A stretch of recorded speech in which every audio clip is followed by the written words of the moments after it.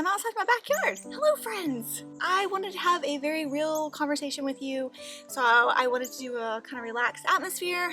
My hair's gonna start poofing up because the humidity is like 96% right now. But I wanted to just kind of get real with you and share some stuff about what's been going on with my life.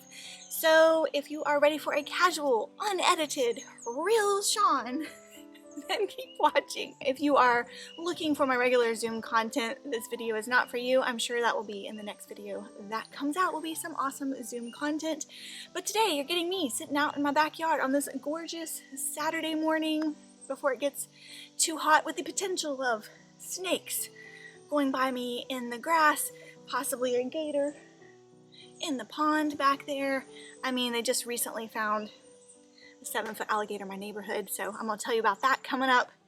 Let's talk about what's been going on in my life and my family's life. If this is the first video you are ever watching on my channel, I'm sorry. This is very casual, very little editing, very just me. So I guess I shouldn't apologize for just being me, huh? But my name is Shawn. I'm a mother of 2 children, a boy who's 12 years old, a girl who's 2 years old, and I'm married to my husband. We just recently moved off the coast of South Carolina from the middle of South Carolina. So it is very different scenery here. We've got alligators. We have poisonous snakes. There are so many birds. The wildlife here is fantastic. We even have those cute little fiddler crabs, if you know what I'm talking about. Every day has been an adventure here.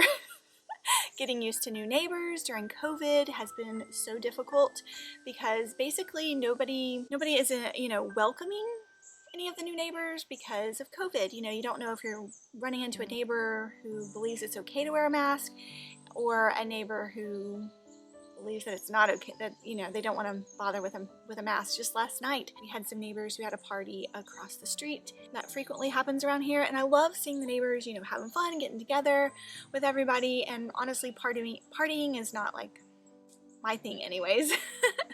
But I do hope to meet some neighbors. The people beside us, they were here about 3 weeks before we moved in, so they're also new. Incredibly nice. There are, I think that was kids riding by on bikes. Tons of kids in the neighborhood that just ride bikes. We recently, if you watched my last update video about the move, I'll link it in the description box down below if you want to see our moving process and all that. We ended up getting bikes. So, but my husband has not gotten a bike yet, but my son and I, we got bikes. We got the cutest little baby seat to put on the back for my 2-year-old. Funny story. I took my bike off the back of it and did not realize that the seat had been, the seat had been pushed up so that it was higher than what I had been adjusted for. And so when I got on the bike for the first time, it was in the middle of the afternoon, it was like 96 degrees outside, and I literally put my foot over the seat, sat down on the seat, and instantly fell over onto the concrete and had bloody knees. My knees were all scuffed up, my hands were scuffed up, and I fell on my shoulder. Well, I didn't think anything about it. The next day I woke up and my shoulder was hurting. I thought, okay, it's just bruised. Well, it's been 3.5 weeks later. I ended up going to urgent care because I can't get in to see, when you move, you don't really have a doctor and you haven't really found a doctor yet. And so I tried to find a primary care doctor, and they aren't taking any new patients for a month. So this is kind of urgent. I'm pretty sure, so okay, back up, Shawn, back up. I ended up in urgent care for this stupid shoulder that literally has been aching and hurting. I can't lift anything heavy. It hurts to do different movements, like reaching for something over my head or reaching in front of me, reaching behind me. Basically it hurts any which way. So I went to urgent care. They did some x-rays, no broken bones, which I didn't think they were going to find any, but I got referred to an orthopedic surgeon that I will see next week. So probably by the time you see this video, I will have already seen the orthopedic surgeon and see what they say, but possibly I'm gonna have to have an MRI to see if it's torn, because I could have a torn rotary cuff. Is that the right word? Rotary cuff. That doesn't sound right. Anyways, torn muscle in my shoulder that could require surgery. So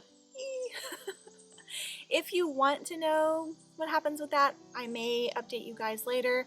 If it affects when I post and stuff on YouTube, I will definitely let you know, because if I have surgery, obviously, I don't know how well I'll be able to use my hand to edit. So I will keep you updated on that if you're interested.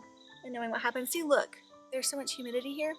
My hair, there was no point in even doing my hair for this video because it instantly just poofs up with the humidity. My face is going to start sweating too here in just a minute. So anyways, that's my update on potentially having surgery on my shoulder. Moving during the pandemic. Oh, did something bite me? Moving during the pandemic was interesting. It's been a great experience so far. We love our new house. It's about a 1 room bigger than our townhouse, but we definitely gained a lot more outdoor space. So we have a nice little screened in patio, and the house came with like paver stones around the patio, so when we can afford it, which we can't right now, but when we can, I would love to get some patio furniture, maybe like a table for us to eat on outside. Right now it just has like our old swing that we've had forever. I mean, it's probably like 12 years old at this point. We have like an old rusty swing out there that we can sit on, and an umbrella and some, you know, plastic play toys that the kids can play on. We do have snakes in our yard.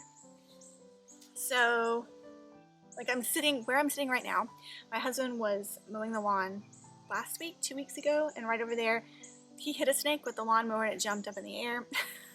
That direction, there's like a back fence that is like the back of my neighbor's house, and I found a huge snake skin over there. So we also have a shed over here, which you probably saw in one of my last videos, but it definitely has snakes under there. So I've been freaking out about it. We have a pond back here. There have been cottonmouth sightings around other ponds in the neighborhood, and so we definitely have cottonmouths back in our... If you don't know what a cottonmouth is, look it up. They're also called water moccasins, extremely poisonous. However, Todd Autry, who has a YouTube channel, has assured me that they are shy. So they don't like to come out, so just stay vigilant and keep the grass short. Todd, if you're watching this, the grass is not short, and I'm potentially sitting... If a snake crawled by me right now, I would not be able to see it because the grass is high. It has been raining so much. My husband has planned on mowing the grass the past 2 evenings, and both evenings we have had thunderstorms and rain. So he's going to try again today, but rain is on the forecast again today. So the kids have been playing out in the yard when the grass is short, and I can really kind of walk around the yard and just look out for snakes. We also have to look out for alligators too, which is funny because we got a larger yard so that I could just, you know, tell the kids to go play outside and not have to watch them. The irony of it is, I don't feel comfortable having them play, especially my 2-year-old, I don't feel comfortable having her play out in the yard without me out here. So, you know, we traded a bigger backyard. We got a bigger backyard. We traded in our small backyard, got a bigger backyard, but it comes with a bunch of critters. So, yeah. The neighbors all seem nice. I've had a couple instances where I've noticed some questionable neighbors, but the ones immediately around us are really, really nice. I love that you see kids here all the time, just riding around on their bikes and on their scooters. It's just such a weird time to move, and it's hard enough, those of you who have moved into a new community, it's hard enough to get to know people in your new community, right? And especially, we are a very introverted family. My husband and I, we are not extroverts at all. So it's not natural for us to go and introduce ourselves to our neighbors. I'm pushing myself more to do that, you know? But then on top of the pandemic, it's like, someone's dog is upset. On top of the pandemic, it's just hard to, you know, walk up to a neighbor without a mask on and introduce yourself because it's, I mean, we're in one of those hot zones for the virus, and some neighbors around here are really, honestly, I haven't seen any of our neighbors wearing masks, but why would you? We're all home, you know? So it's just a tricky thing of meeting people during the pandemic. Makes it even harder to make friends, and I feel really bad for my son because he hasn't made any new friends here yet. Maybe a couple online in the church youth group, but hasn't met anyone in person yet, and neither has my daughter. So these are such weird times, right? Oh, virtual school. Anybody else having anxiety over virtual school? So our school gave us the option of in-person or virtual. However, the superintendent of the county is wanting to go all virtual, but the governor of South Carolina said that there has to be an in-person option. But the superintendent of our county is trying to get some kind of special circumstance because we have such high COVID numbers here. So I don't know what's going to happen. So I think the first week of school is completely virtual. And then if we don't get like special circumstance permission from the governor, basically, then they'll split virtual and in person. So we've decided we're doing virtual. My family, we're doing virtual anyways about it, and it's causing me so much anxiety because my son, I learned this from when the pandemic hit in March, that I have to be watching over his shoulder constantly to make sure his work is done. But I also have a 2-year-old, and you know how 2-year-olds are. They're super active. And I don't know how people do it with multiple children. I'm just dreading it because I foresee a lot of yelling and a lot of complaining and frustration, and it's not fair, and it's not fair that he has to do school from home with a mom who I also don't want him doing school at home. But I mean, you do what you do, right? We do what we've got to do. So we're gonna make it work. I'm not sure where I'm gonna put his desk yet because I need to stand over his shoulder and watch him, make sure he does his work. But at the same time, if his desk is out in the open, then his little sister's gonna be messing with him the whole time. So I don't know. I don't know what the answer is. We still haven't gotten a school supply list, so I don't know what supplies to get. It'll be interesting. Anybody else feeling anxiety over school, virtual or in person? No judgment here, because I know a lot of parents can't, strictly doing virtual is not an option for you, that you have to send your kids to in-person school, and that's what works best for your family and your income. So no judgment here. Please, anybody, do not judge anybody who's for or against virtual school or for or against in-person school, because both decisions are difficult. They're both difficult. So cottonmouths, gators, mosquitoes, oh my. We have a lot of those. Cottonmouths, gators, mosquitoes. I actually had a wildlife management company, which was basically one guy. It was a one-man operation. Stop by the house and assess, whether he thought we had dangerous snakes and what he would recommend. I was not too impressed because basically all he wanted to do was put like a snake deterrent down, but he said stuff could still get through that. We most likely had cottonmouths, as well as what are they called? The brown snakes. I'm forgetting the name of the brown snakes. What are they called?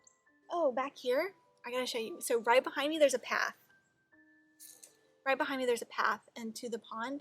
And every night around like 8:30 p.m., a family of deer go back there. I guess they sleep back there. I don't know. It's so cute.